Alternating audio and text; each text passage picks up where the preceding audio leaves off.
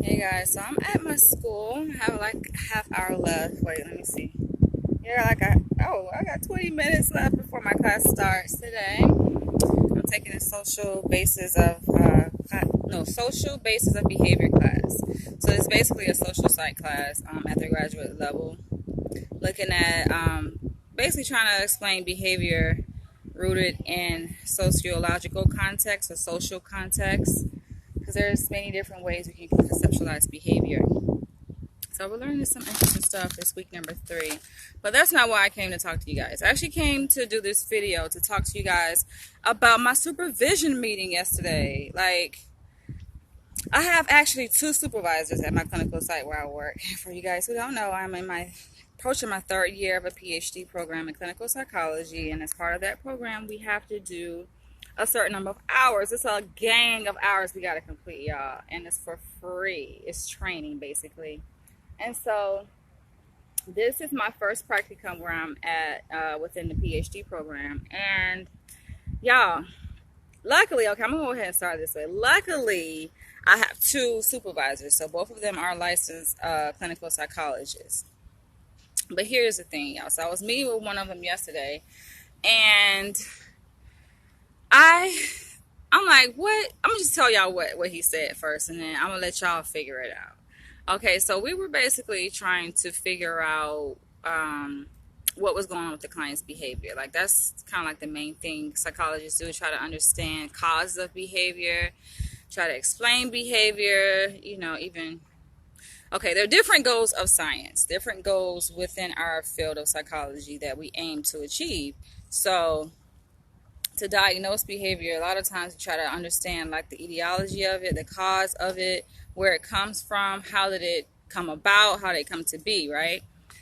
And we also look at like trying to control behavior, try to manipulate behavior, but just different things. So the supervision meeting, we started off talking about like one of our clients' behaviors.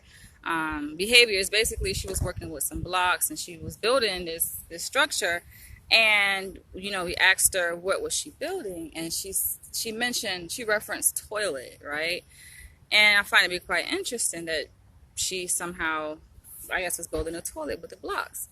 And so we were trying to make sense of what that meant in supervision. And I say we, I mean, it is 4 of us interns there. So it's me and 3 other PhD students are there, clinical psych students there, and my supervisor. And y'all, I'm still like, what? That's why, sometimes it get me. Sometimes it made me think when people say certain things. I always be thinking like, what? But I'm sitting there listening, right? So she, my co-intern, she was telling my supervisor that, what was happening with the blocks and everything. And then she's like, the client said it was a toilet. And then here go my supervisor, y'all. This is what get me. My mind is just still like, what? All over the place, like, what? So my supervisor says, now this is his interpretation. He go and link it to an experience that he had with a former client many years ago. He said he was working with this client, I believe, in a state hospital, right? Psychiatric hospital, where the client, I believe it too. I kind of believe part of it, but part of the story I really don't believe. But he said the client said that he was hearing voices from the toilet. Like, he said he had a client that would hear voices from the toilet. I'm like, okay. A lot of times when you see stuff like weird stuff like that, bizarre things like that with clients who have schizophrenia, right? And so I'm like, okay, I'm listening, because you never know. Like, you have to pause and kind of be like patient sometimes with these psychologists, because you never know which direction they're going to go in, right? It's like they like to play mind games. And so I'm like, okay, he thought he was hearing voices from the toilet, but I knew it had to be more to the story than that. So I'm sitting here listening. I ain't say nothing. Sitting there listening to him along with the other interns in our supervision meeting yesterday. And then he's like, yeah. And sometimes the client would basically defecate. He would shit and take his shit and shape it and put it on his head, like make a hairstyle out of his shit, right? This is what my supervisor said. Now, I don't know if that part of the story is true or not, but this is what he said, y'all. And so he was like, yeah, and it kind of looked like your hair. And he looked up at me and pointed to me and kind of laughed. Like, it kind of looked like yours. And I looked at him like, big. Don't fucking try me, dog. Like, what the hell? So I'm trying to figure out, was he trying to say that the client, the design, I guess, that he made using the shit on his head looked like dreadlocks, like there were coils of shit that he made. This is so stupid, y'all. I'm even having this conversation with y'all, but hey, this is the stuff I go through as a fucking PhD student, y'all.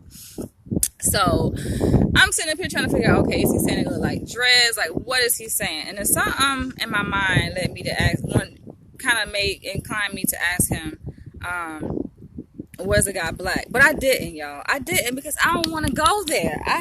Damn it.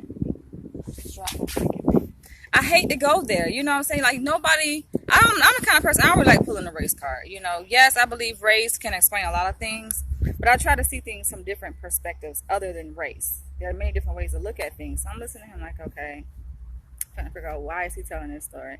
And then the supervision meeting kind of came to interrupt in. So I'm like, what is the relevance of that story? Like, what? That still don't explain our client's behavior, you know, and how she makes blocks out of, you know, a toilet out of blocks. Like, that don't, like, how the hell you link that to his former client that he had, talking about the client was making shit locks? That's what you're trying to say. And so for him to just bring that up, and then not only that, it's one thing that he brought his former client up. There's nothing wrong with that, right? He linked those two scenarios.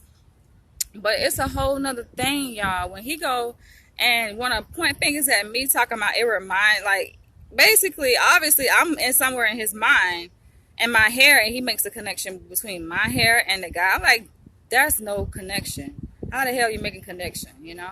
But anyway, I just wanted to come to you guys to see, like, is that racist? I don't know. It could be racially biased, maybe. But to me, I feel some kind of way about that. Because I'm like, dude, what? What? What time is it? Okay, I got 10 minutes. I'm like, that don't make any freaking sense. And you're going to stop sitting up here trying to do underhanded jokes, because like I said, I have more than one supervisor. So, you know, the other psychologist, he be coming with his little underhanded stuff too. Like, he got his PhD from down in the South. He's originally from New York, but both of them actually are originally from New York. But my other supervisor got his degree down in the South, and he always make these kind of Southern jokes and references to people in the South. Talking about, oh, they burning up, they been in the sun too long. And I'm like, dude, you need to stop this shit. Because some of this, you coming off as a little bit racist, you know? That's just how I see it. You know, especially for a person who, my main dissertation focus, my research focus is on implicit racial bias. So my attendance is always up.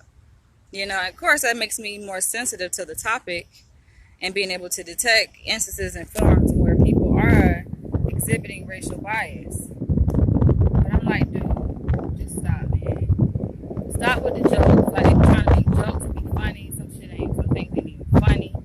You know, I made another video about what is the thing? He's up on this tree, y'all. It's freaking leaves falling on me. But I made another video about how my supervisor, some comments that he be making. You know, I'm just like, chill out with that shit.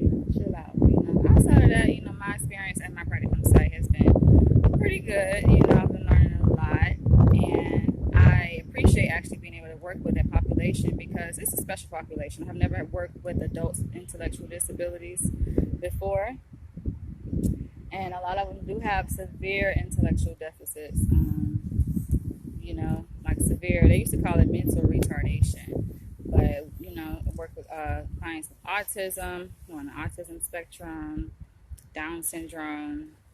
And not only that, but they have a dual diagnosis. So they not only have the intellectual or developmental disability, but they also have mental illness, severe mental illness that, you know, you see in people who have schizophrenia, have psychosis, bipolar, depression. So It's a very interesting site, and it's actually coming to an end. I only have, I think, probably 11 to 12 weeks left at that site, and I'll be moving on to my second practicum site.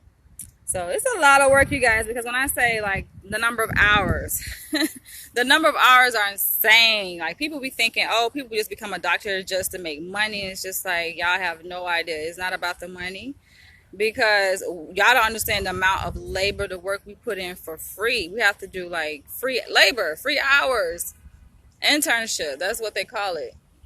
But within this program, I have 3 clinical practicum placements. So each clinical practicum placement is 800 hours. So that's 2,400 hours right there, on top of the pre-doc internship, y'all. That's not even including the pre-doc internship. The pre-doc internship is 1,500 hours. And then that brings us to about 4,000 hours before I get my doctorate degree.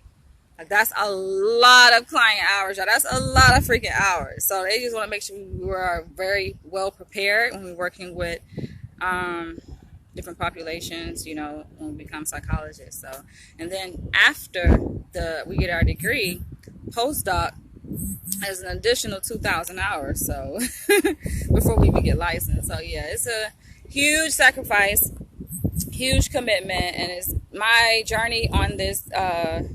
My experience on this journey to become a clinical psychologist has been quite interesting, to say the least. But let me go ahead and get ready to go to my class. Feel free to comment below, you guys. I want to hear what you guys think about that. Like, I be feeling some kind of way. I try to put race to the side and not think about it, but I'm like, dude, don't be singling me out, and don't be sitting up here comparing my dreads to somebody who put shit on their motherfucking head, dog. Don't do it. But let me go. Catch you guys later. Love you guys. Bye.